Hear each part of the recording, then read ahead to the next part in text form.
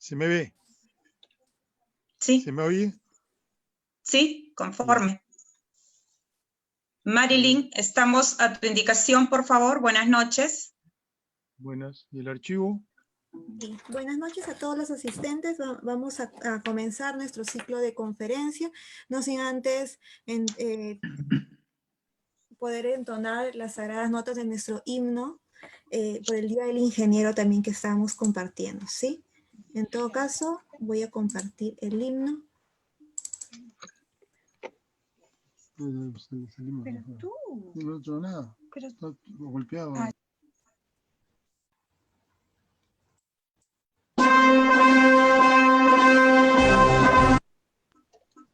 Está viendo. Yo no he hecho nada, Gonzalo. Esto no tiene nada. No te vas a gritar delante. Por favor. Ponte acá.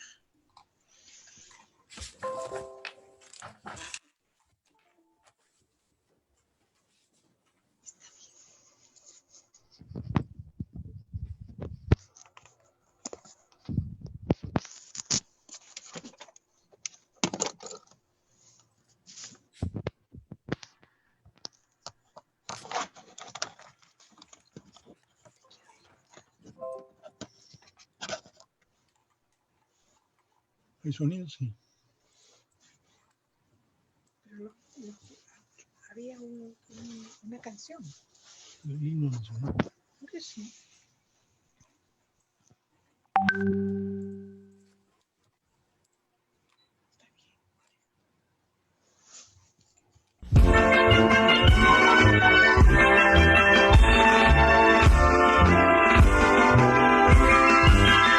Somos el colegio de ingenieros, somos constructores del Perú, trabajando juntos lograremos desarrollo y paz en el Perú. Trabajando juntos lograremos desarrollo y paz en el Perú.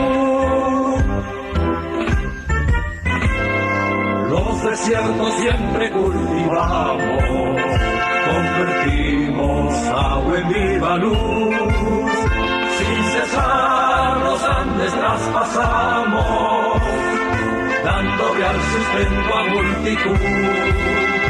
Vida de los pueblos mejoramos, y el futuro de la juventud. Somos el colegio de ingenieros, somos constructores del Perú. Trabajando juntos lograremos desarrollo y paz en el Perú. Trabajando juntos lograremos desarrollo y paz en el Perú. Nueva ciencia y técnica aplicamos, con prudencia y mucha rectitud. Con cuidado al mar lo cosechamos, conservamos puro el aire azul, y peruana selva disfrutamos, sin dañar su vida en plenitud. Somos el colegio de ingenieros, somos constructores del Perú. Trabajando juntos lograremos desarrollo y paz en el Perú. Trabajando juntos lograremos desarrollo y paz en el Perú.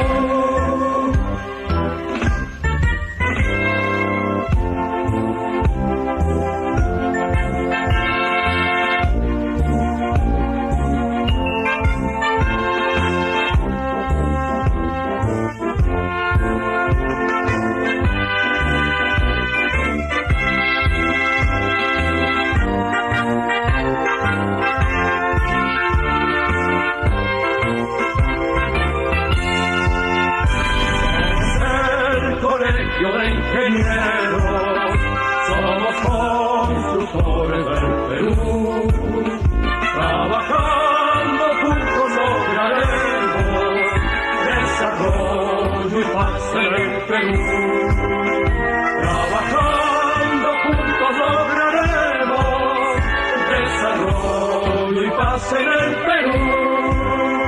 Trabajando juntos lograremos desarrollo y paz en el Perú.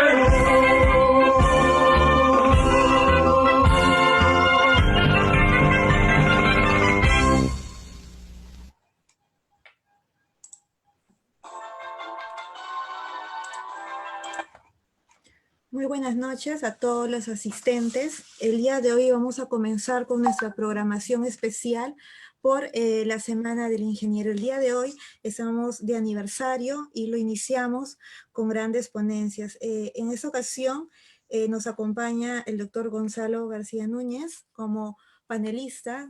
También nos acompaña nuestro vicedecano del Consejo Departamental de Tacna, el ingeniero norival Jorge Segarra Alvarado, y la presidenta de YEPI, la ingeniera Mónica Crisosto. Le damos pase al ingeniero Jorge Segarra para que dé las palabras de bienvenida por ser esta fecha conmemorativa para todos los ingenieros como lo es su aniversario. Bien, muchas gracias. En primer lugar, saludar a todos los participantes de esta videoconferencia, la primera de todo este ciclo que se inicia el día de hoy y culmina el próximo 16 del presente. Es para nosotros, en realidad, muy gratificante este relanzamiento que tiene YEPI en el Consejo Departamental de Tacna, toda vez de que en un corto periodo de tiempo pues ha logrado articular una serie de conferencias alusivas a lo que es el Día de la Ingeniería en el Perú. Nuestra institución está cumpliendo el día de hoy 58 años de haberse creado en el año 1962. Y qué mejor tener como primer invitado en este ciclo de conferencias al doctor Gonzalo García Núñez. El doctor García es justamente especialista en la rama de economía en la Universidad de Grenoble II en Francia, postdecano nacional del Colegio de Ingenieros del Perú, periodo 1986-1987. Ha desarrollado diplomados presenciales del Centre d'études des programmes économiques de CEPR París, investigador con publicaciones en economía e ingeniería, ingeniero industrial en el Consejo Editorial de Ingeniería Nacional, Tribunal Nacional Electoral y además en la Comisión Especial del Colegio de Ingenieros sobre el ejercicio profesional, consejero, presidente y además jefe del pliego del Consejo Nacional de la Magistratura del Perú. Ganador del concurso internacional de investigación de la Cátedra de las Américas.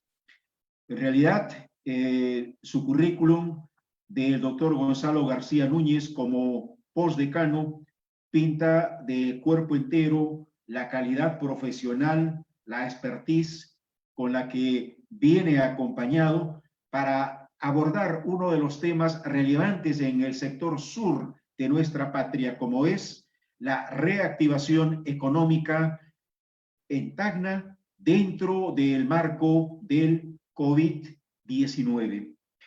Esta es una conferencia con la cual iniciamos este ciclo y las cuales están dirigidas hacia todos nuestros agremiados que suman más de 4.000 aquí en la ciudad de Tacna y también, ¿no es cierto?, a los estudiantes, a los egresados de las universidades, quienes concluyen y quienes están también dentro de este campo de la ingeniería, y al público en general que participa en este ciclo de capacitación que organiza el Colegio de Ingenieros del Perú, Consejo Departamental de Tacna, y YEPI, que es el órgano responsable de hacer este tipo de coordinaciones, este tipo de organización.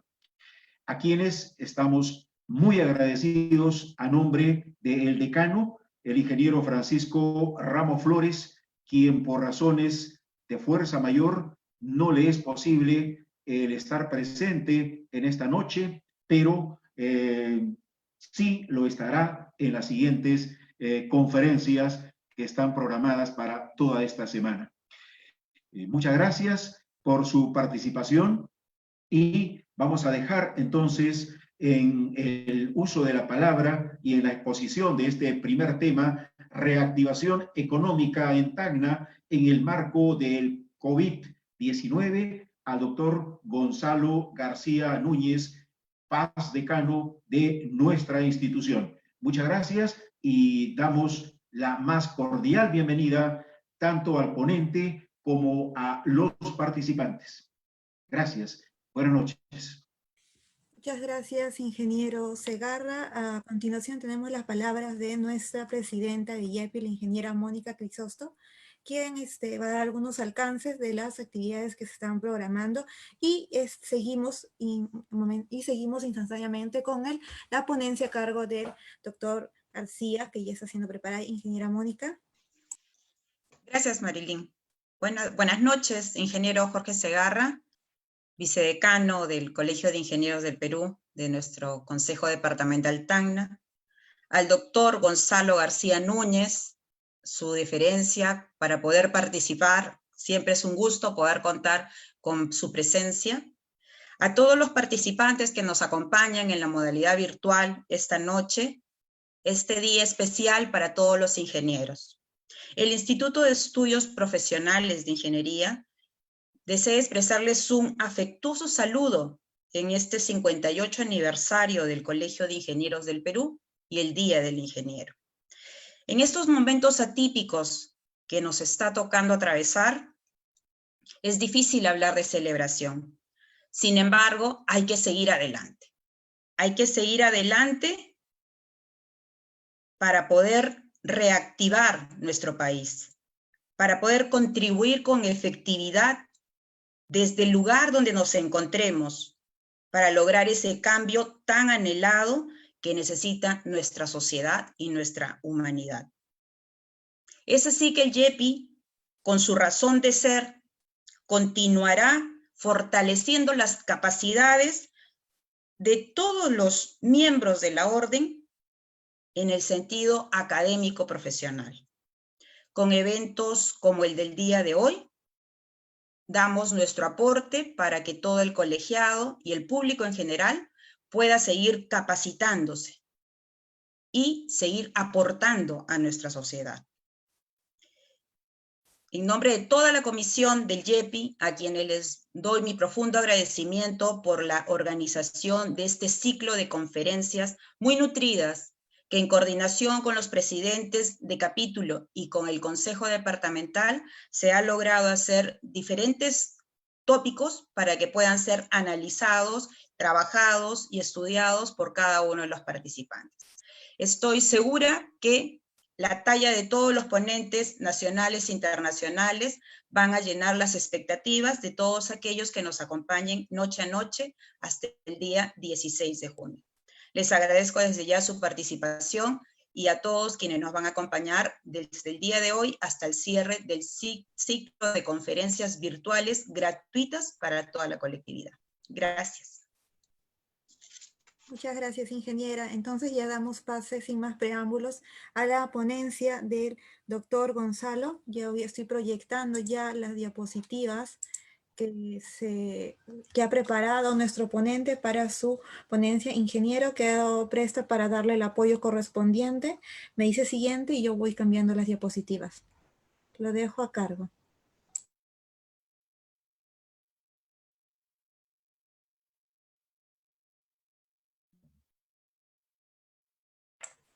Ingeniero, por favor, dele clic nuevamente al micrófono, porque ahora sí, se le escucha. ¿Me escucha? Sí, lo ¿Se escuchamos. escucha nítido o se escucha con alguna interferencia? Se le escucha muy bien, ingeniero. Escucha muy bien. Muchas gracias.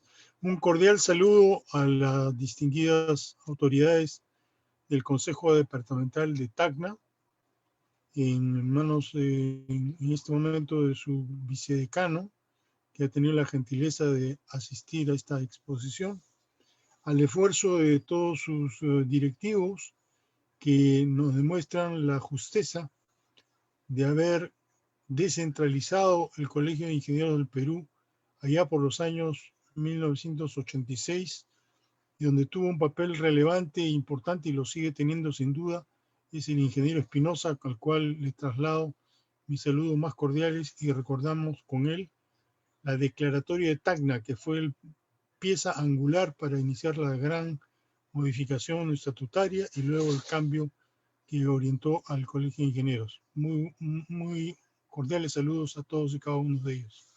De Tacna recuerdo además haber caminado sus calles junto con cientos de miles de peruanos que honran esa peruanidad. Y creo que ha sido los momentos más emocionantes de la directiva de entonces, junto con nuestras autoridades departamentales, asistir a este desfile de la bandera que es tan importante y tan relevante para la vida peruana. Tacna es para todos los peruanos y sigue siendo la heroica. Quiero saludar también este esfuerzo de construir una información colectiva utilizando las competencias y habilidades de los ingenieros. Y sin más trámite, entraré a la cuestión de la reactivación económica en Tacna en el marco de la COVID-19. Uno dice 10, debe ser un lapsus anteojo. Pasamos a la primera transparencia, que es el mundo en un cambio climático y pandemias. ¿A quién no nos sorprende el hecho de que el cambio climático se exprese, entre otros, por epidemias y pandemias que asolan a la humanidad? Y quiero saludar, pasando a Óscar Ugarte, doctor en medicina, el que es el gerente de operaciones de la lucha antivirus en el Perú, y que ahora está yacente felizmente bien hasta el momento, tocado por este virus. El coronavirus crea grandes perturbaciones a nivel mundial y también crea, como es el caso de lo que estamos viendo, una asola a cientos de miles, millones en este momento de gente que está tocada por este coronavirus. Podemos seguramente hacer un clic arriba donde dice YouTube Watch, y quiero presentarles, luego que se haga el link, lo que se puede modelar en materia de este azote moderno que es el coronavirus. Se puede entrar a una entidad española que explica cómo se construye el CIR, que es uno de los modelos que se ha utilizado para analizar. Bienvenidos de nuevo a este canal. Ahí está la dirección, es un Excel avanzado para administración de empresas, pero tiene como contenido una modelización sistemática en Excel, con lo cual cada uno de ustedes podrá, entrando al link, hacer también cálculos para evaluar el impacto de esta pandemia. Encontramos un modelo que, cambiando sin duda las hipótesis, nos permite estimar a todos cuáles son los efectos posibles al mediano y largo plazo de esta pandemia. Eso lo ven ahí, es una presentación en la cual están los datos principales del modelo. Estos individuos, tanto los infectados como los susceptibles, forman un sistema social. No están aislados, sino que se relacionan entre ellos. Interactúan unos con otros según una determinada tasa de interacción. Esos contactos son el contexto en el que se producirá la propagación de la enfermedad. Pero hay que tener en cuenta que no todos los contactos son susceptibles de producirla, porque las interacciones entre dos personas susceptibles, no portadoras, no entrañan riesgo, y las interacciones entre dos personas infectadas o portadoras tampoco. Así que llamaremos contactos susceptibles a los que tienen lugar entre personas infectadas y no infectadas. Pero no todos esos contactos susceptibles acabarán provocando un contagio. La facilidad de transmisión de la enfermedad puede ser mayor o menor, pero normalmente no será del 100%.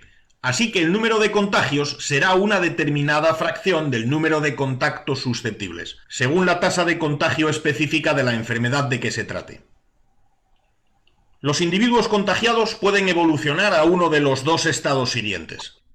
Una posibilidad que daría lugar a la tercera clase poblacional sería que sanasen, que lograsen vencer a la enfermedad, quedando inmunizados. Así que ya no podrían transmitirla ni podrían volver a contraerla. A este grupo lo denominaremos recuperados.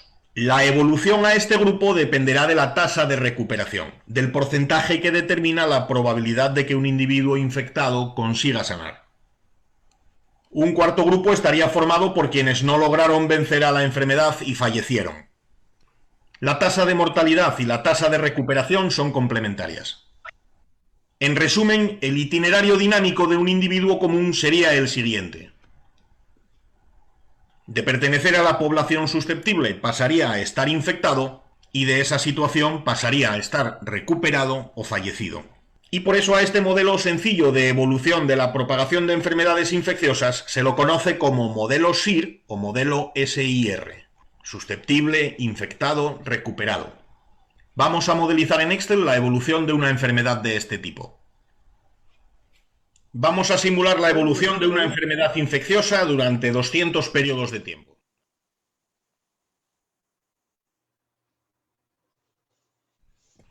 Es necesario analizar el comportamiento.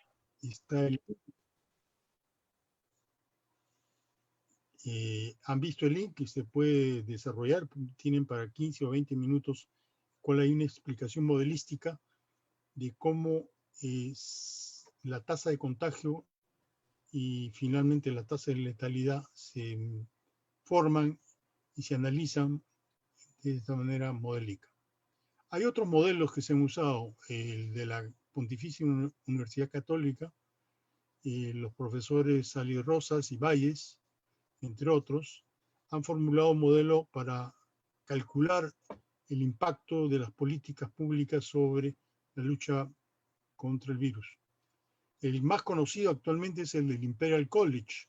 Sin embargo, los resultados dramáticos que había anunciado han quedado desvirtuados por los hechos, como se ha mostrado en el caso de Francia y Alemania, aunque no hay que cantar victoria.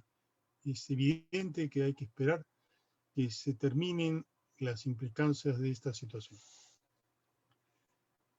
Esta es la primera cuestión. Vivimos en un mundo incierto, donde hay un cambio climático global, donde se aproximan una serie de males que hay que atender, modelizar y dar respuestas públicas, con políticas públicas, a esta primera cuestión. Pero hay cosas bien concretas que nos traen a la memoria la importancia de ser un país con autonomía e independencia. Hoy día en las calles de Lima se persigue el oxígeno. Esto quiere decir los balones de oxígeno para que los enfermos contagiados y que están hospitalizados puedan seguir adelante en su lucha contra el virus. Entonces, paradojalmente, yo daría $1.000.000 siendo millonario por tener un balón de oxígeno. Y no tener el oxígeno, no tener el aire, iguala a todos, cualquiera sea su origen y condición. ¿Qué significa? Que un país que no puede hacer su propio aire es un país que está virtualmente derrotado. Y no es el único caso. Tampoco puede ser sus camillas. Hemos demostrado que tampoco sabemos de materiales lo suficiente como para poder resolver las cuestiones de graves ausencias en materia farmacéutica. Quiere decir, hay un núcleo de bienes y cuestiones importantes que se asocian a la condición de independencia y de tecnología a la cual está asociada la ingeniería. De esa manera directamente nos está golpeando el virus y nos está, en cierto modo, derrotando, ya que tenemos que buscar en el exterior las soluciones que no tenemos. Necesitamos saber hacer oxígeno, saber hacer camillas, saber hacer remedios, fármacos. Quiere decir una serie de cosas que se han descubierto que no hacíamos y que habíamos sustituido por un mito de la importación sin mayor criterio de autonomía y riesgo. Bien, esta primera cuestión nos lleva al siguiente tema, que es que un modelo de estas características requiere grandes remedios.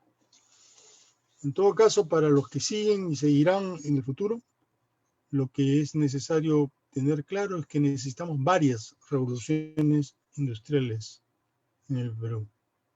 ¿Por qué varias, digo? Porque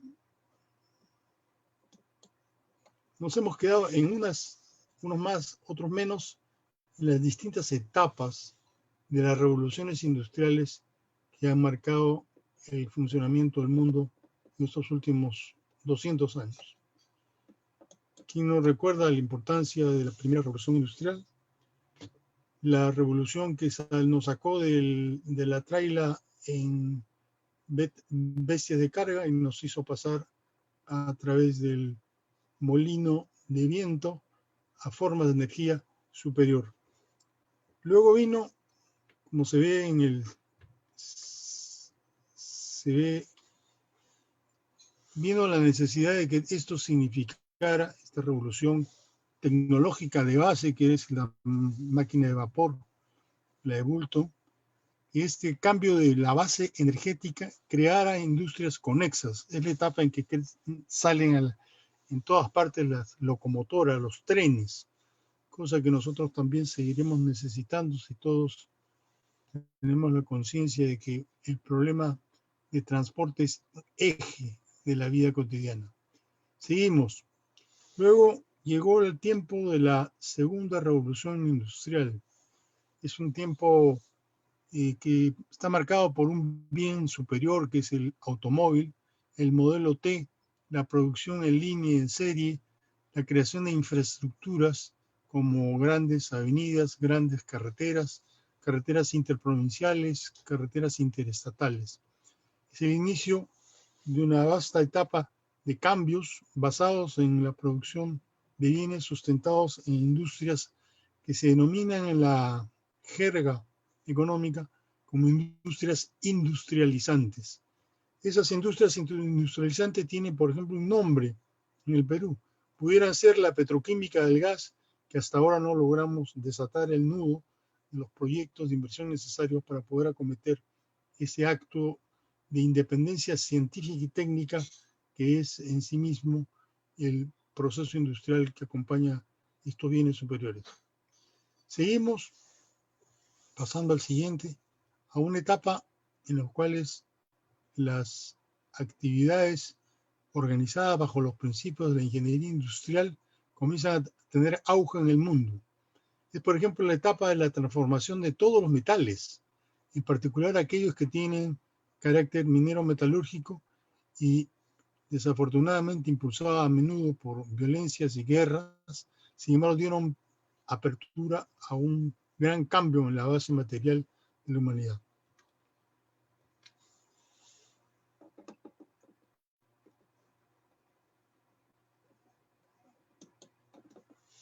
Es la época que como se ve en el gráfico de las máquinas herramientas. País que no sabe hacer sus máquinas depende de los países que tienen las máquinas. En lugar de importar, por decir una cifra, 250.000 motores de auto, podían haber sido 250.000 motores que permitieran hacer máquinas, equipos, herramientas, que permitieran entonces que el país pudiera hacer de sus carencias soluciones. Pasada esta etapa de máquinas que hacen máquinas, que no hemos llegado todavía a esa situación, se produce una tercera revolución industrial, que es la que todos tenemos en la cotidianidad más cerca. Nace desde el primer controlador programable, el primer PLC, se incorporan los sistemas, la microelectrónica, la tecnología de información, la automatización de la producción. Es el gobierno del chip en que los humanos descubrimos cómo hacer para que las máquinas trabajen para nosotros. El microchip, el que en el Perú aparece como una tremenda revolución de la comunicación con los celulares que todos usamos mal, bien o regular. Y eso permite procesos automatizados como el caso de la producción en línea de vehículos. Yo recuerdo cuando, invitado por el gobierno de Francia, fuimos a visitar algunas de las principales plantas de producción de automóviles. Entramos a una gran caseta, digamos, un gran espacio, que estaba todo oscuro. Se escuchaba el fragor, sin embargo, en el fondo, una serie de ruidos que emitían, parecían taladros, parecían golpes de martillo, y casi sin luz. Era la fabricación en serie y automatizada de vehículos de Renault, una empresa que luego asociada con Nissan, sin embargo, se debaten en algunas dificultades. Pero es la expresión de ese proceso. ¿Qué ha ocurrido en el planeta en ese tiempo? Ha ocurrido que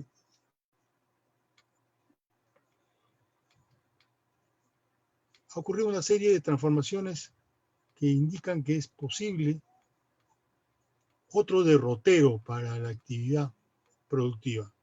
Con esas revoluciones, con esas transiciones, vamos haciendo cambios sustanciales en varios temas. El primero, vamos hacia la convicción de que las fábricas hoy día, como dice este gráfico sobre los 3 polos de la economía mundial, las fábricas están en China. China es actualmente el gran taller de producción del mundo y ha crecido vertiginosamente en oposición a los Estados Unidos, que ha decaído significativamente en ese rubro, ha exteriorizado su capacidad productiva y China ha capturado la producción mundial. Se ha ido a otro lado de Estados Unidos, se ha ido a los servicios, pero China combina no solamente servicios, sino también y sobre todo producción industrial. ¿Y dónde están? En sitios como lo que vemos en este gráfico, la localización de las firmas, lo que está en rojo, China, Taiwán, Hong Kong, Corea del Sur, que son los países del sudeste asiático principalmente, donde se están concentrando las principales firmas productoras de bienes de tecnología, de ciencia e innovación. El empleo industrial ha comenzado a decaer significativamente, no solamente por la crisis en sí del sistema de producción general que se da ahí en el mundo, sino también hay una caída porque hay una sustitución progresiva del hombre por la máquina.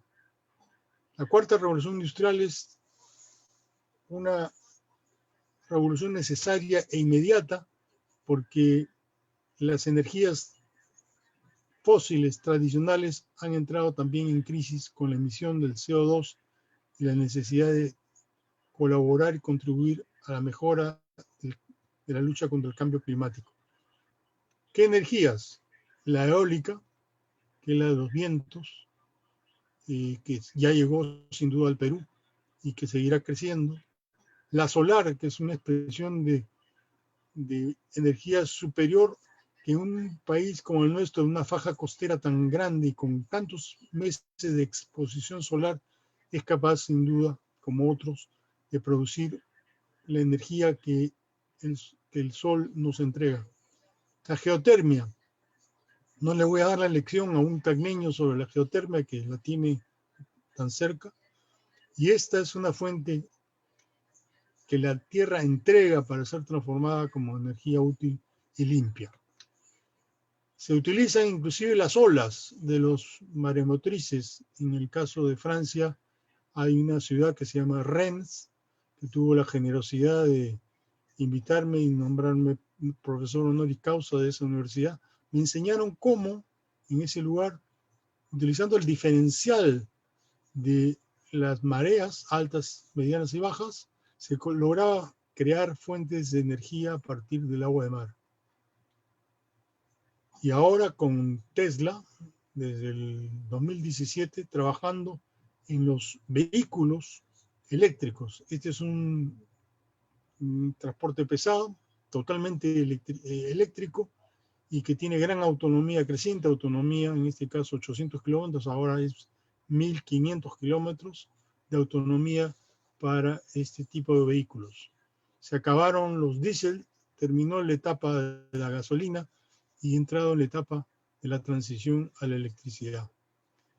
En el transporte masivo de personas tenemos el siguiente, llegó el TGV. El TGV ha puesto en valor la velocidad por tierra.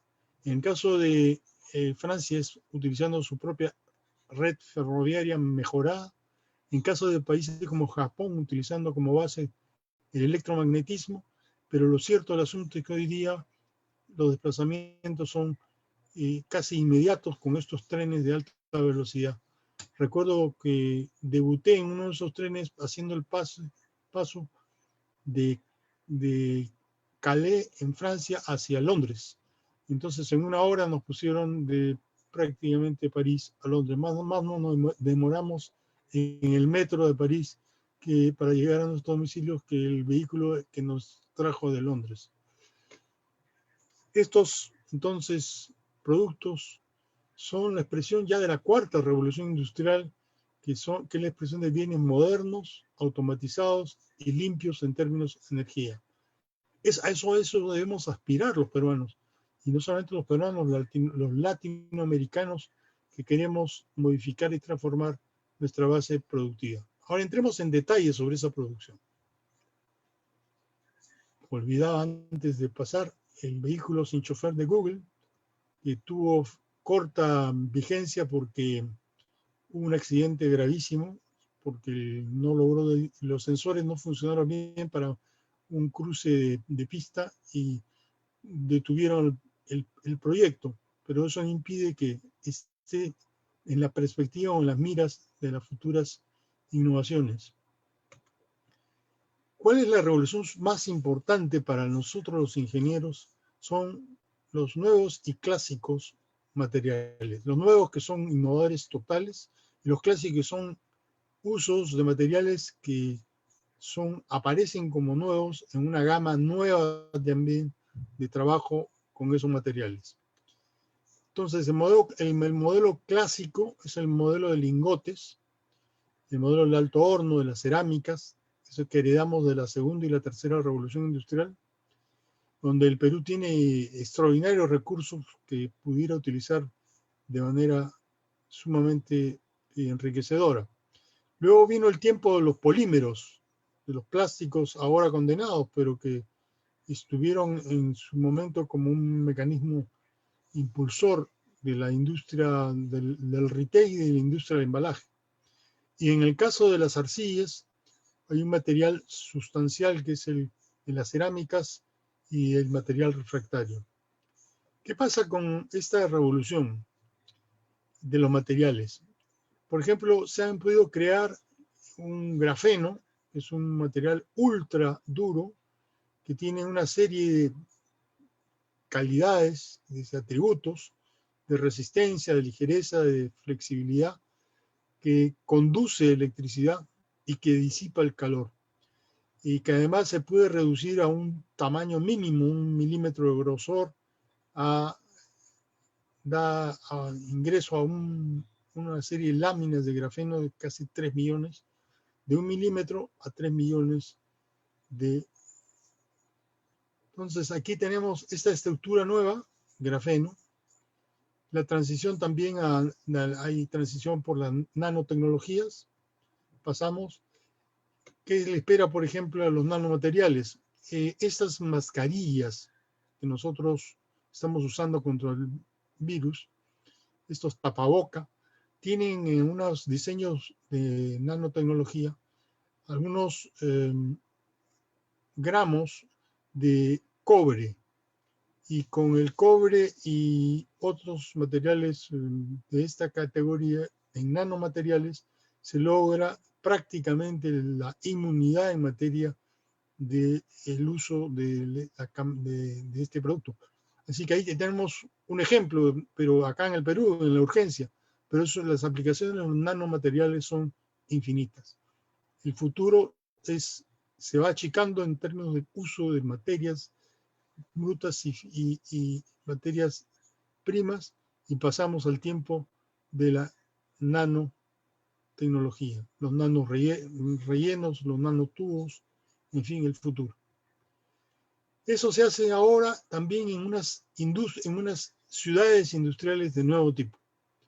Aquí tienen uno de China, no sé cómo pronunciarlo, pero en chino debe significar que es una ciudad científica y tecnológica. Son parques industriales que permiten asociar la empresa con la producción de nuevas tecnologías y el uso de la ciencia y los nuevos materiales.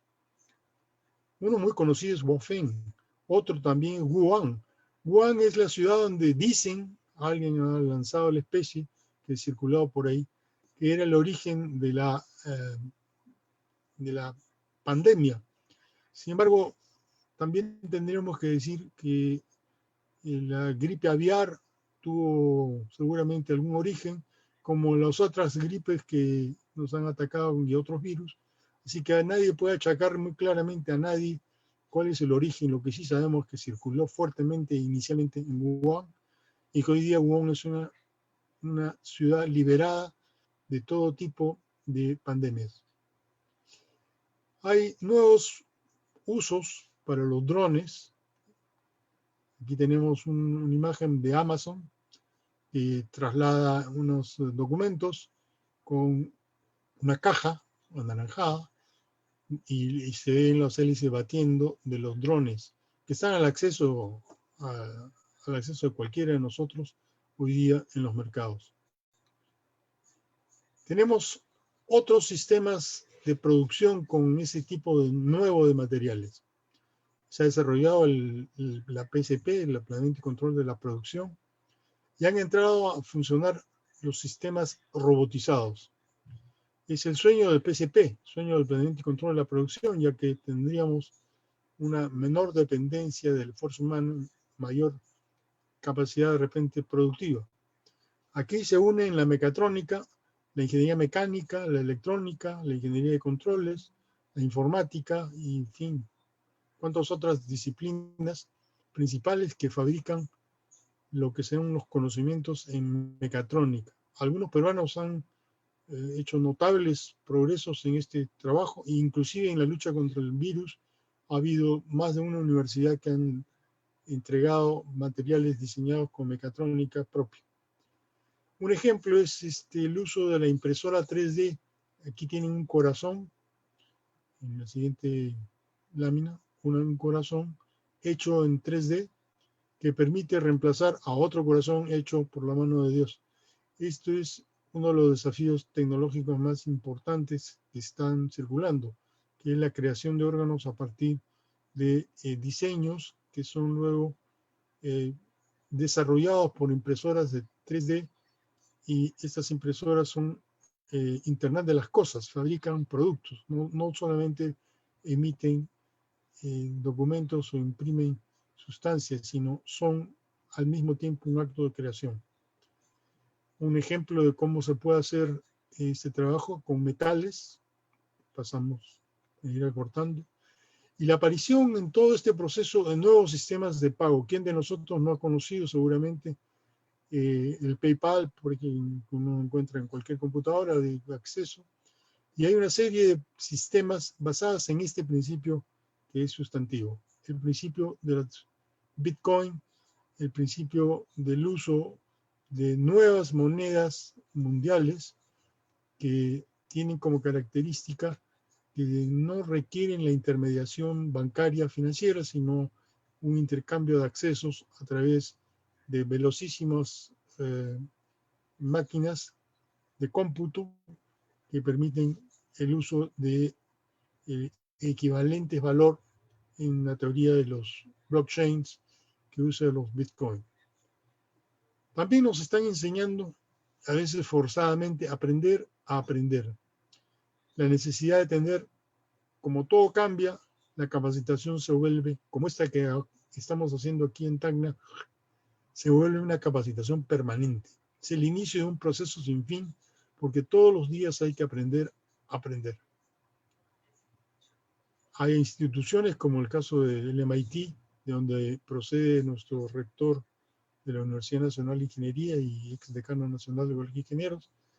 En el MIT hay cursos y uno puede acceder, busca OCW, pica y lo lleva hacia la puerta de acceso del MIT, y ahí tiene un set de cursos que son cientos de miles en plataformas las más diversas. He visto en Moodle, también por supuesto en las que son comerciales, y evidentemente ahí tenemos una apertura para que los ojos universitarios o estudiantiles en general se abran más con otros estudios que pueden ser humanísticos, aeronáuticos, eléctricos, informáticos, y cuánta disciplina se nos puede ocurrir en el desarrollo del conocimiento.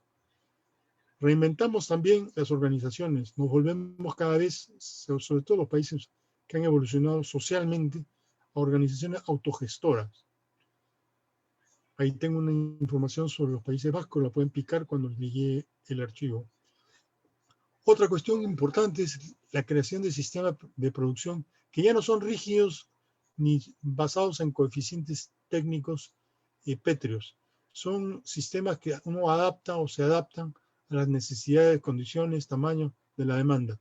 Otro aporte del planeamiento y control de la producción a la generación de nuevas formas de trabajo. Entonces, lo que tenemos en la cara prácticamente ya es los robots. Hay aplicaciones robóticas en todas partes, sobre todo en los países del sudeste asiático. Y la robótica en la organización es un cambio sustancial. Vamos a dar algunos casos. En algunos sitios, estos robots pueden ser robots dentro de la línea de producción o fuera de la línea de producción. Puede ser robots que sirven para, como hemos visto con los drones, hacer circulación de bienes, de mercancías, de transporte. Los robots humanoides sirven para muchas cosas. Pueden ser, por ejemplo, los nuevos trabajadores de la limpieza del futuro, que aunque ya no es tan futuro porque está presente en muchos sitios. También puede haber recepción y distribución, y también puede haber, como sueño de ingeniería industrial, el ensamblaje de algún producto a partir de un diseño robotizado, que además, como un acto de humor, le han puesto cejas y hasta ojos. Esta es la entrada, entonces, junto con la nanotecnología de la inteligencia artificial, los drones, las impresoras 3D, son una asociación de técnicas que superan la cuarta revolución industrial y abren paso hacia nuevas formas de usar la capacidad de trabajo y de producción como ciencia encargada de imitar al cerebro con todas sus dimensiones, con todas sus funciones y hasta con todas sus sensaciones, que es uno de los aspectos más cruciales. En algunos lugares, como en el país de España, hablan de un algoritmo de Google que prescinde del conocimiento humano y se vuelve un diálogo de conocimientos entre robots humanoides o no humanoides también. Entramos ahora en este tiempo a la neurociencia. Las neurociencias en el mundo, como estamos viendo con el caso de las vacunas y el problema de la bioingeniería de las vacunas que se requerirá para luchar contra el virus, es entrar a programar en el propio cerebro humano. Se logran reconocimientos de voz, ¿no? Hay señales que permiten cierto tipo de estímulos y respuestas humanas, y sirve para cuanta otra cosa puede servir el cerebro humano desarrollándose bajo el impulso del conocimiento. Vamos a tener para eso algoritmos de nuevo tipo, los algoritmos como los que hemos usado, estamos usando para la lucha aquí con muy mala data, hay que admitir, y con resultados, en fin, discutibles, pero que indican que hay modos de modelizar, crear modelos de predicción que son útiles para los riesgos. Tenemos algoritmos para la robótica evolutiva, genéticos, y los problemas de diversos que puede solucionar el cerebro bajo lo que ahora llamamos la intuición, pero que en términos reales son combinaciones heurísticas de grabaciones o registros de actitudes, de comportamientos, etc. Un avance enorme es el genoma, el análisis de la secuencia del genoma, que permite una serie de obras de ingeniería biológica sobre los cuales nos podemos mover, los que pudieran estar afectados en su salud, pero también los que hacen otras actividades humanas. ¿Qué es lo que paraliza todo este fluir de millones de peruanos que tendríamos como horizonte una vez superada la pandemia? El futuro, ¿qué es lo que nos paradigma, qué es lo que nos está deteniendo? Desafortunadamente nosotros los ingenieros, nosotros los científicos, los tecnólogos, los que hacen innovación, se enfrentan a una estructura institucional. Cuando esa estructura no funciona bien, cuando esa estructura no camina bien, tenemos los casos que revela Alfonso Quirós en la historia de la corrupción en el Perú. Toda esta posibilidad de futuro se ve trunca cuando los operadores de las estructuras políticas y sociales en el país son contaminados por la corrupción. Entonces aquí se requieren duras tareas. Y en eso el Colegio de Ingenieros, creo, tiene también un horizonte de combate firme contra la corrupción y de ser implacables con aquellos que no cumplen con los principios éticos que norman no solamente nuestra profesión, sino nuestra vida ciudadana.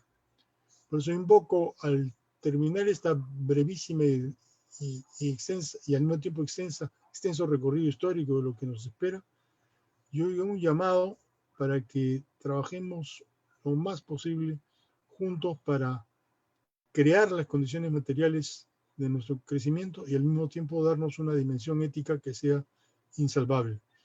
Quiere decir, poder caminar derecho por las calles y dormir con fricción en la almohada, sabiendo que uno no tiene nada ni nadie que reclamarle sobre su conducta. Esto es, queridos colegas y amigos, lo que está pasando. Termino y ya voy, segunda vez que termino.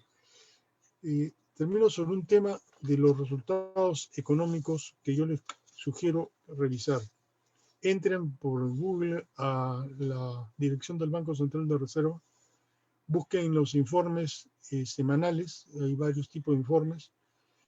Cuando fui director del Banco Central, creamos el reporte de la inflación, que es un informe económico trimestral donde están todos los datos. Y ha salido hace pocos días un informe especializado del Banco Central sobre los efectos de la pandemia en el Perú. Es una recopilación de un conjunto de variables, pero hay algunas que a mí me llaman poderosamente la atención. En primer lugar, la conducta de la inflación, de los precios. El riesgo que puede existir no es hacia la inflación, sino el riesgo hoy es a la deflación, porque si se ha caído la demanda significativamente, eso quiere decir que hay excedente de capacidades de producción. Una vez que llenemos los inventarios o llenamos las existencias con estos productos durante el tiempo que no se puede vender, aparece la dificultad de colocarlos en un mercado que puede estar sobreabastecido. Ahí puede haber una lucha por precios, y en esa lucha por precios viene la deflación de los precios, que es algo igualmente pernicioso de la inflación. Entonces esta es una primera variable que me parece importante considerar. Además, porque nosotros pusimos en marcha un modelo matemático que sirve para el control de la inflación. Se llama inflación objetivo, y con eso se ha manejado la economía desde el año 2012 en adelante. 2012 en adelante se implantó el nuevo esquema de control de los procesos de creación de valor en términos de precios, y con ese modelo hemos venido funcionando exitosamente durante muchos años. Tenemos entonces esa primera cuestión que me pareció un poco rara. La segunda es el tipo de cambio, tan importante para Tacna, pero para tantos otros lugares que hacen la frontera viva del Perú. El tipo de cambio se mantiene con una rara estabilidad. Y raro digo porque no se ha movido del rango en el cual el protocolo cambiario ha estado funcionando en los últimos años. Los términos reales de la tasa de cambio es una variación muy manejada que impide que se desbanden los precios de los importados, pero también temas financieros que generen pues, los efectos sobre los flujos financieros. Entonces, una segunda cuestión es la relativa estabilidad del tipo de cambio y la existencia de unas reservas en el Banco Central del orden de los, hace no muchos, 75.000 millones de dólares, que no es pues poca cosa, que ha permitido que resistir a pie firme cualquier maniobra especulativa o cualquier situación que se cree por justamente el impacto recesivo de la pandemia. Una tercera cuestión que me parece también significativa es el abrumador desempleo y empleo informal, así le han llamado, pero que no es más que una variante del desempleo, sea por ingresos o otros factores, que tiene el Perú. 3 de cada 4 de los peruanos no tienen empleo que pudiéramos llamar en términos de la OIT decente. Quiere decir que hay un cuarto de casi todos los que trabajan, que son los que ponen el hombro y generan los valores que están en los libros, por lo pronto, que aparecen como si fueran los valores económicos. Pero un país que funciona con tanta gente fuera del circuito, que no tiene opciones, que está asolada por la enfermedad, asolada por la falta de recursos de todo tipo, que vive una condición humana que linda con la extrema pobreza. Todo eso es una cuestión a la cual no deberíamos regresar después de la pandemia. Es decir, más bien lo que deberíamos volver es a un ingreso universal mínimo, como ya se ha aprobado hace pocos días en algunos países vecinos del Perú, donde ya es también en Europa un acuerdo de la Unión Europea. Y evidentemente hay algunas cuestiones que todavía resolver, pero es indispensable que menos de 1.000 soles no puede ser el ingreso de un jefe de hogar. Es evidente. Si tenemos que crear los mecanismos distributivos para que la explotación del cobre, de los metales, de lo que sale de las refinerías, lo que sale de las plantas, todo eso pueda servir una riqueza distribuida que amplíe mercados internos, que cree poder de compra, que haga incrementar la demanda, que es lo principal para que un país camine. Otra cosa adicional que me ha llamado poderosamente la atención es la paciencia democrática, la disciplina del pueblo del Perú. Sin duda hay una serie de gente que no se ha comportado como se debiera, eso no hay duda alguna, pero yo quiero mirar el vaso del otro lado, del vaso de los que disciplinadamente se quedaron en su casa pese a sus carencias, los que disciplinadamente hicieron las colas como debían, con el 1,5 metros, los que se lavan las manos al llegar a la casa y se lavan las manos apenas pueden cuando han estado en riesgo de pandemia. Es decir, hay una cuestión que nosotros debemos también marcar de lo positivo y centralmente importante para un futuro, una política de futuro que tenga como característica, una de ellas, la disciplina social. En resumen, estos 58 años que han pasado en nuestro Colegio de Ingenieros, que me honré en ser decano nacional el año 86-87, que tuvo el respaldo extraordinario, y quiero reiterarlo acá, de Celso Espinosa y de cuantos otros colegas de las directivas de entonces, para luchar todos juntos por la descentralización, la distribución de los recursos de la institución y la creación de mejor y mayor ingeniería en el Perú.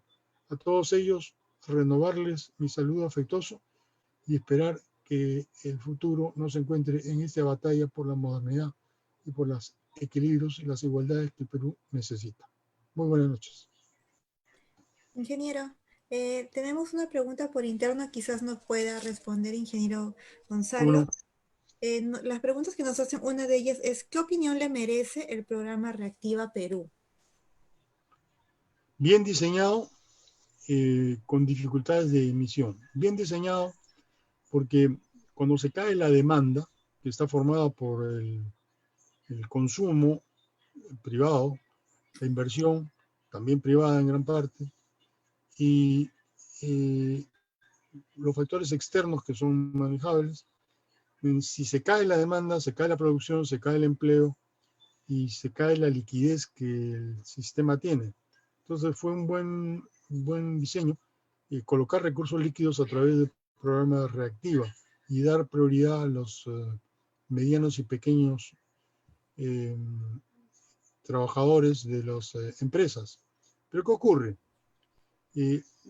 Era confiar en que el sistema bancario aligerara sus prácticas para poder distribuir mejor los recursos que se trasladaron a través de transferencias diversas del Estado hacia las empresas, las personas, los ciudadanos y sobre todo los afectados por la pandemia.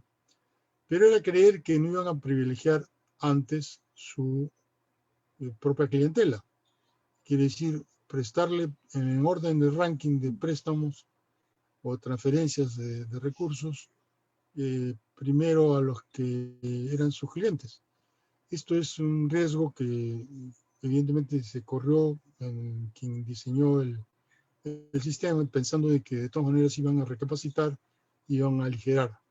Entonces ahí hay un trámite, una cuestión de trámite y de comprensión que tomar en cuenta que no se pensó que iban a aguantar o hacer más difícil los procesos de transferencia. Ahora, en esos procesos también ha habido desigualdades, porque como es obvio, las empresas grandes piden más que las chicas y tienen además algo de garantías. Pese a que el costo del dinero ha bajado a unos 5, unos 6, digamos flat con otros gastos casi 2, y como la inflación es 2 o menos, en términos financieros esos créditos son 0, no cuestan. Y además son con mecanismos de repo, como dicen los bancos centrales, que es un préstamo con obligación de devolución al cabo de 3 meses. Y rotación, pueden volver a tomar créditos y con eso pagar el anterior y seguir. O sea que ahí no hay, digamos, una mala incomprensión en el diseño. Pero lo que sí ha fallado rotundamente es la estructura con que funciona el Estado peruano. Es el resultado de más de 20 años en que los mecanismos de eficiencia, eficacia, honradez y otros han sido desdeñados por sucesivos regímenes autoritarios y que han creado condiciones pues sumamente adversas al funcionamiento razonable de un Estado.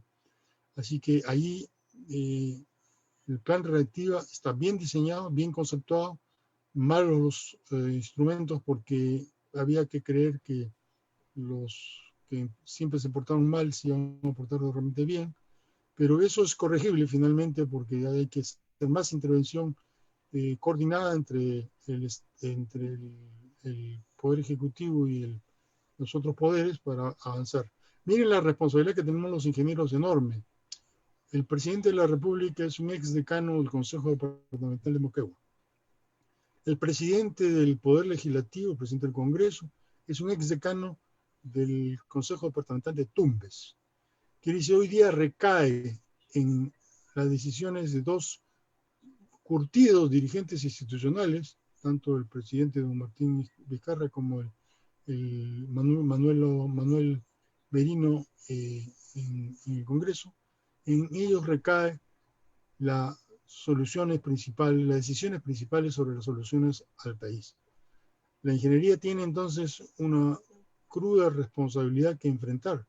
Y así como hay un Óscar Ugarte que dice mucho de los médicos peruanos, también hay que recordar del esfuerzo de nuestros dirigentes institucionales que aprendieron lo que muchos están mostrando ahora con sus decisiones, mucho en las asambleas del colegio, su asamblea del Congreso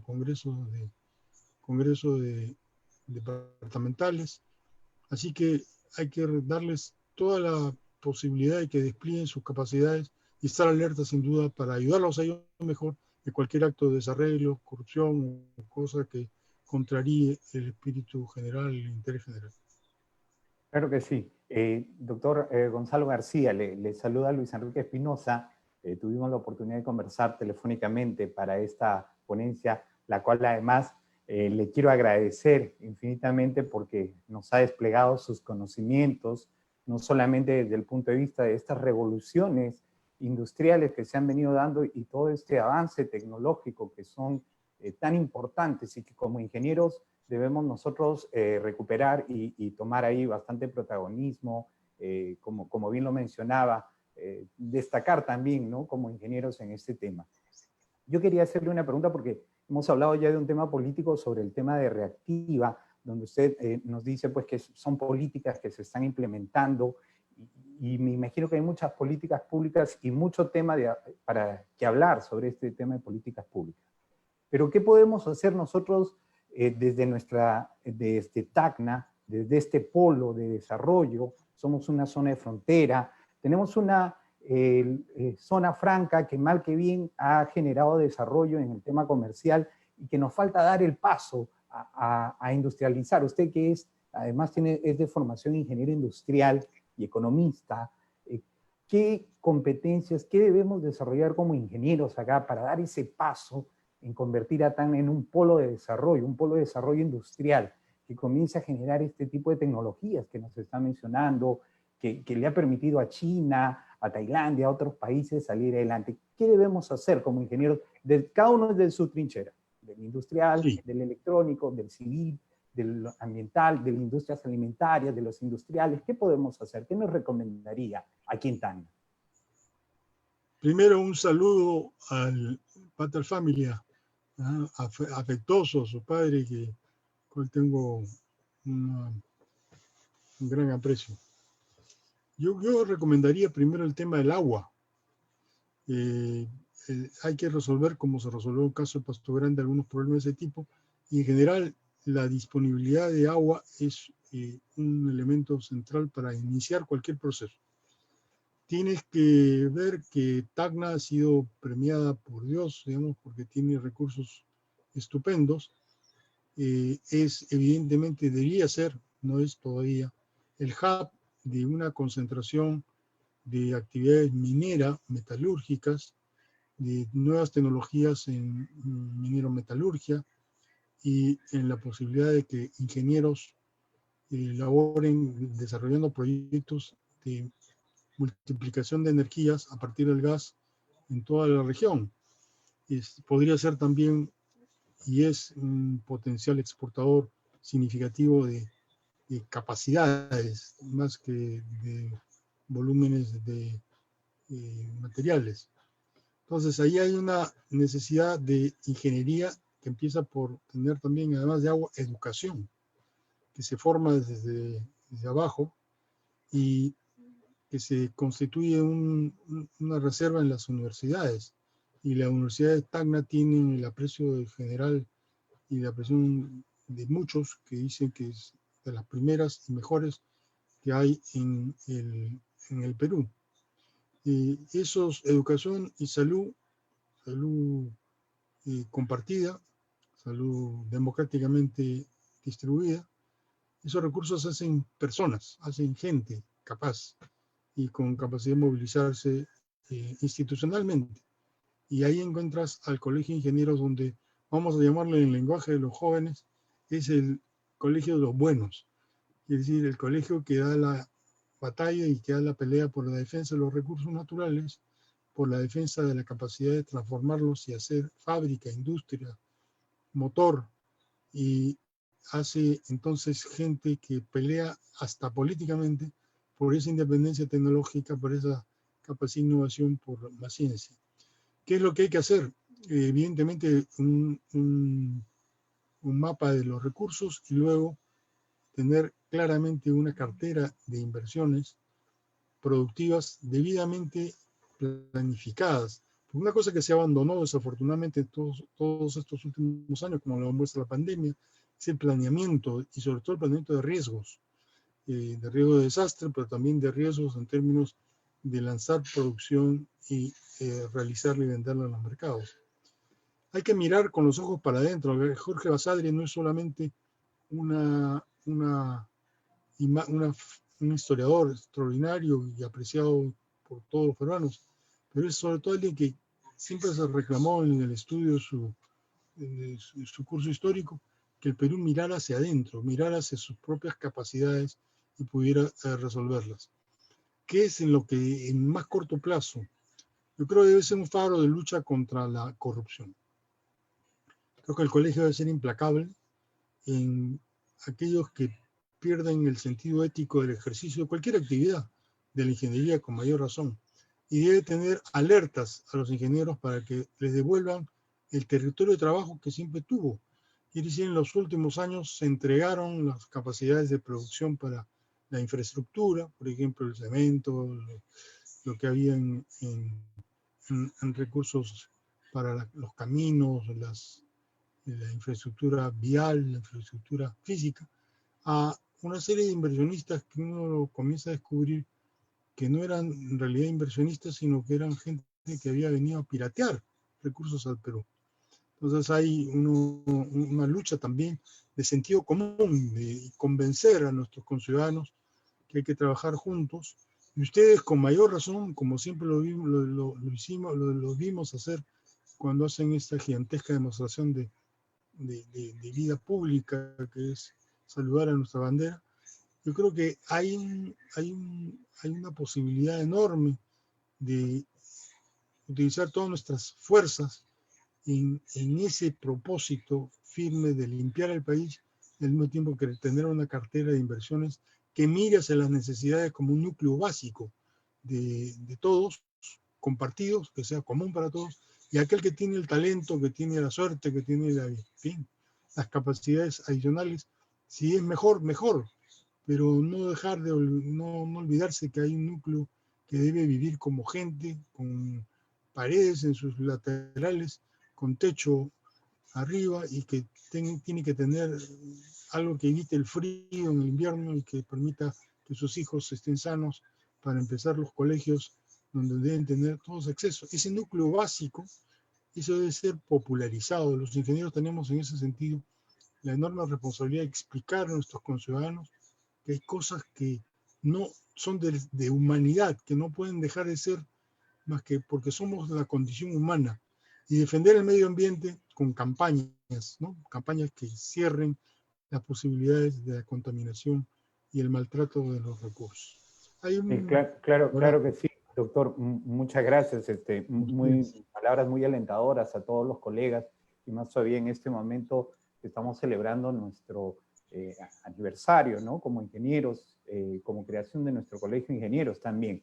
Te comento que tenemos acá algunas preguntas de colegas que están también presentes en la sala, y bueno, una está un poco relacionada a lo que hablábamos de este desarrollo industrial y que usted también nos ha comentado, que tiene que ver con la industria 4.0, ¿no? Que es esta cuarta revolución industrial, ¿no? Que usted también nos ha estado comentando, y un poco la preocupación de los colegas, cómo esto va a generar un poco el desplazamiento del trabajo del hombre, ¿no? O sea, dejar de lado al hombre para darle paso a la máquina, ¿no? Al desarrollo de estas tecnologías. ¿Qué opina usted? ¿Cómo podríamos enfrentar también ese tipo de situaciones, ¿no? Sí, es un reto estupendo. Yo tuve la ocasión de visitar una plantación de olivos por ahí por la Yará, quiero decir el nombre para no hacer comerciales. También estuve en Carabelí viendo cómo se trabajaba la aceituna. Quiere decir, he visto que hay gente competente que tiene experiencia y que es capaz de dar la pelea local, nacional, sin duda, y también de dar la pelea regional latinoamericana, con Brasil o al exterior. Quiere decir, gente buena y de calidad hay. Así que esa es una primera cuestión que no se dice solamente, sino lo he visto en el territorio, concretamente. Y creo entonces que detrás de esa calidad de trabajo, de ese, por ejemplo, riego por goteo y luego riego por otras tecnologías mucho más avanzadas, el uso de una serie de innovaciones en la forma desde la siembra hasta la cosecha, todo eso que consume horas hombre y que tiene el riesgo que en el futuro se conviertan solamente en horas máquina, es lo que tenemos que resolver. Pero uno se pregunta, tengo un celular en la mano, ¿desde cuándo uso celular? Tengo acceso robotizado en algunos casos, a algunas tiendas.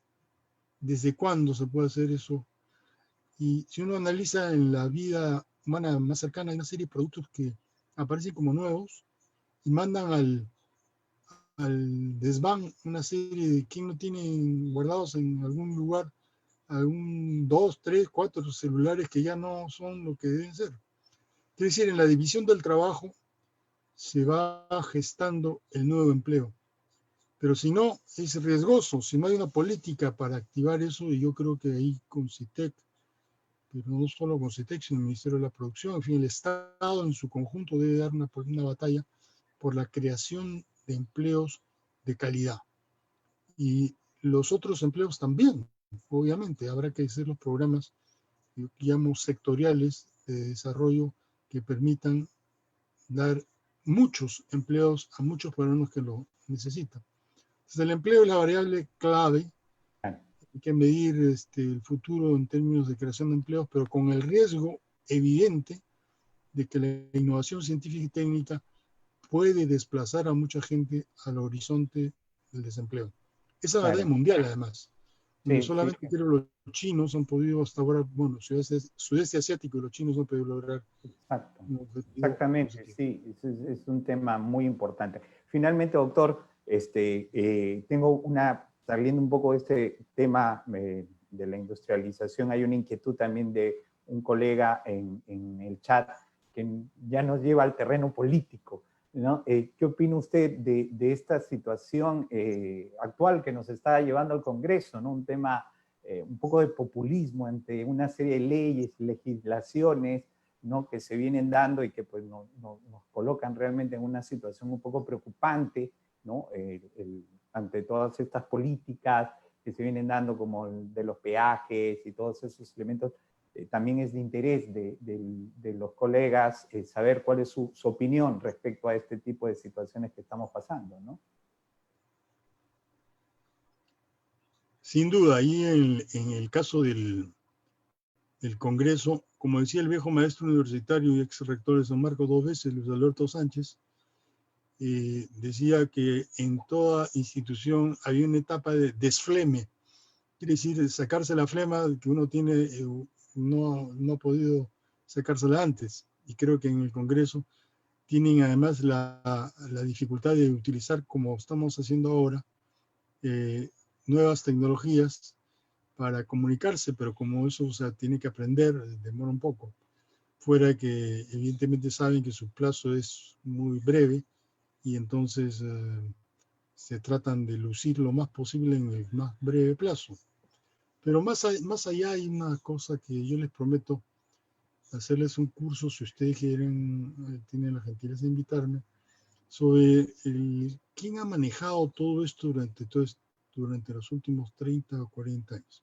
Miren, para mala suerte nuestra, voy a tomar el 90, el primer ministro fue un ingeniero Hurtado, Miller, ingeniero agrónomo. Lo siguió luego un ingeniero civil, el ingeniero Camet. Lo siguió luego el ingeniero industrial Joiguay. Bueno, no va a ser la lista larga, todos han estado tomando el sol bajo la sombra. Hay una evidente carencia de gestión y también de respeto a ciertas condiciones éticas mínimas. Por eso el Estado peruano fue despedazado literalmente. Hubo lo que llaman el sillón giratorio. Hoy día estaba en la empresa y mañana estoy en el ministerio y después vuelvo a la empresa con los últimos conocimientos que le puedo sacar al Estado. Ha habido una desarticulación profunda del Estado Nacional. Y eso nos daba como resultado la salud que tenemos, la educación que tenemos, y en fin, lo que tenemos. Entonces, pedirles a estos ciudadanos parlamentarios que representan por primera vez a sus circunscripciones y de repente en las condiciones actuales pedir demasiado a lo que yo creo que me contentaría con que sean honrados y ya no pediría más. Ahora, si lanzan ideas populacheras, no necesariamente populistas, sino populacheras, para adornar al respetable, evidentemente eso nadie lo quiere y además nadie le hace caso realmente porque saben que lo que hoy día se dice y se afirma de acá a 6 meses, cuando ya no sean parlamentarios, va a carecer prácticamente de valor. Así que es una desgracia más del país no tener un sistema de partidos políticos representativos, genuinos, de las mayorías nacionales. Y eso no se lo podemos achacar a los que están ahí, sino es el resultado de tantos años de incuria. Y termino con una cosa muy concreta. Yo he listado a las 236 empresas que fueron, dicen privatizadas, pero en realidad había un despojo ahí. He visto cada una de las empresas y las he comparado con las empresas actuales. Bueno, la gran mayoría, esas son privatizaciones de empresas del Estado que se le han entregado a precio vil, a precio huevo, a operadores políticos o económicos que han hecho trizas de ese bagaje empresarial, y no hay ninguna duda de que allí hubo una alianza lamentable entre quienes les dieron las empresas y los que se hicieron de las empresas. Uno ve las leyes, las normas, etcétera. Todo fue construido para arrebatar, despojar al Estado Nacional de sus capacidades. Y luego ahora suena curioso, suena contradictorio, que reclamen por qué no hay buen hospital del Seguro Social, o por qué no hay MINSA, o por qué no hay buena medicina o buen farmacéutico, cuando toda la industria farmacéutica es de una sola firma, de una sola entidad que además tiene bancos, un conglomerado, cuando todo el oxígeno lo producen 2 plantas principales en el país, cuando toda la cerveza Salud se la toma, se viene de una sola empresa, cuando, en fin, la lista es extensa. Estos conglomerados le quitaron todo al Estado, lo usaron, lo siguen usando, y es el resultado de lo que nos deja un despojo que no puede atender a las grandes mayorías nacionales.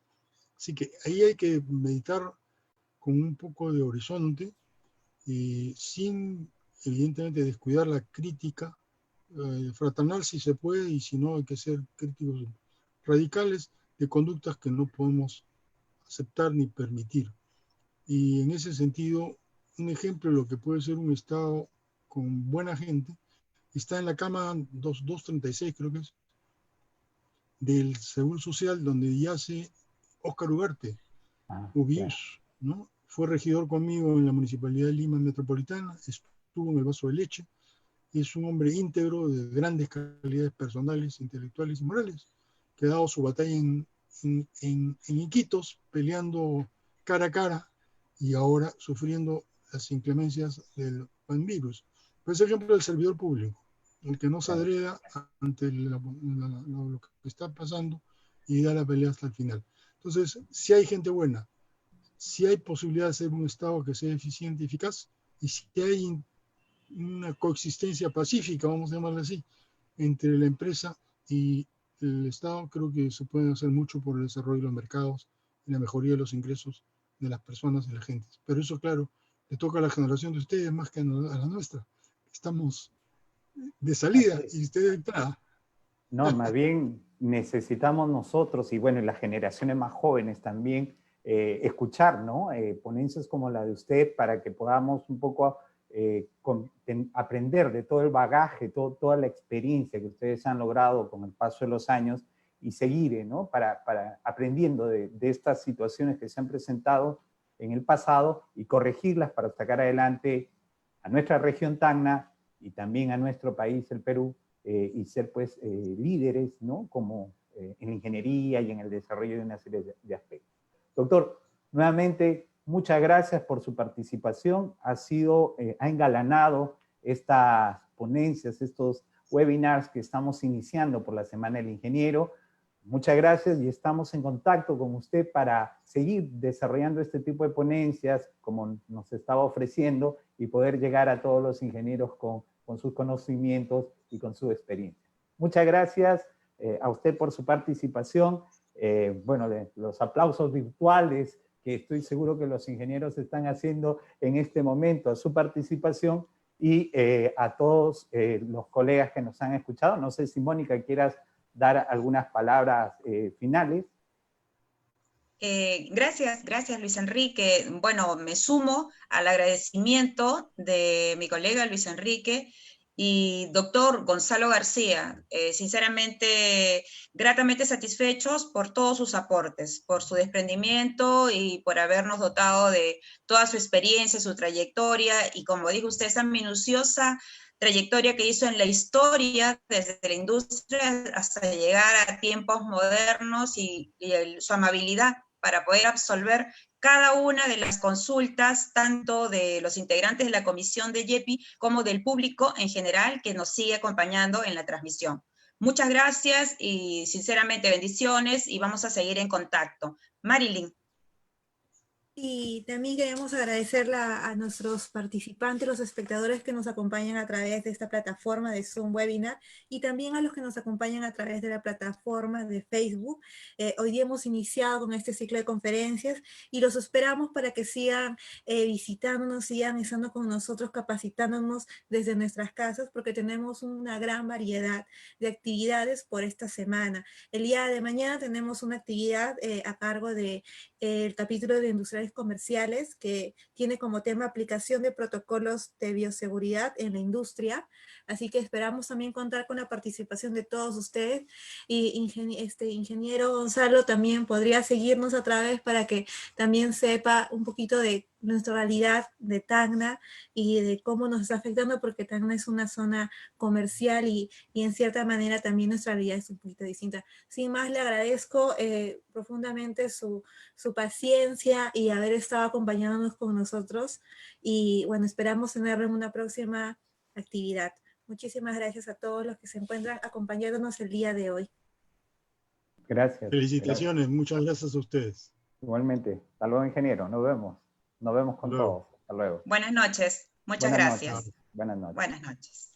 Chao, decano.